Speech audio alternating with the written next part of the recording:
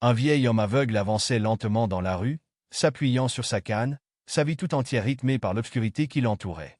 Les passants le croisaient, plongés dans leurs pensées, indifférents à sa présence. Mais lui avançait, paisiblement, jusqu'à ce qu'un moment de distraction lui fasse échapper son portefeuille de sa poche. Il ne le remarqua pas et continua son chemin. Derrière lui, un petit garçon, vêtu de vêtements usés, aperçut l'objet au sol. Il se pencha, le ramassa, et, en un instant, une idée germa dans son esprit. Garder le portefeuille pour lui. Ses mains tremblaient d'excitation, mais aussi de peur. En jetant un coup d'œil autour de lui, il vit que personne ne semblait avoir remarqué son geste. Alors, il prit ses jambes à son cou.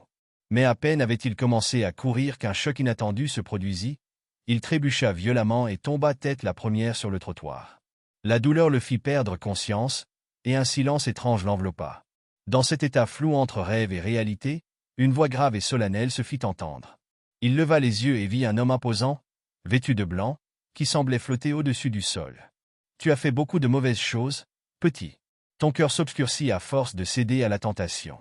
Si tu continues ainsi, c'est l'enfer qui t'attend. » Le garçon sentit une vague de panique l'envahir.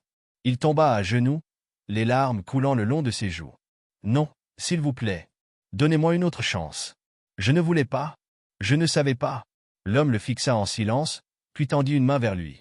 Le garçon sentit une chaleur bienveillante l'entourer. Soudain, il ouvrit les yeux. Il était toujours allongé sur le trottoir, son cœur battant à tout rompre. Dans sa main, le portefeuille semblait brûler comme un poids de culpabilité. Il se redressa en sursaut, cherchant des yeux l'homme aveugle qu'il avait dépouillé. Au bout de la rue, il le vit, avançant lentement, inconscient de tout ce qui s'était passé.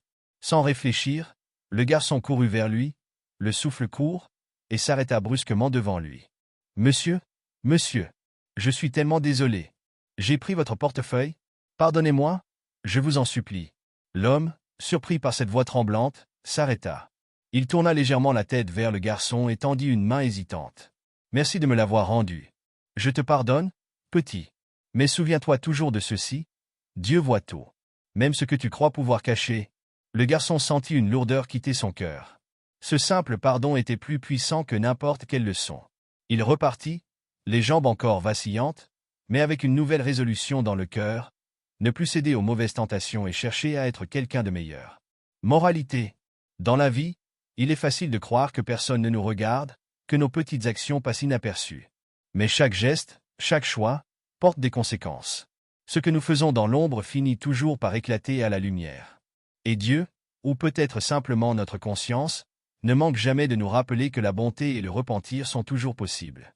Car Dieu voit tout, toujours.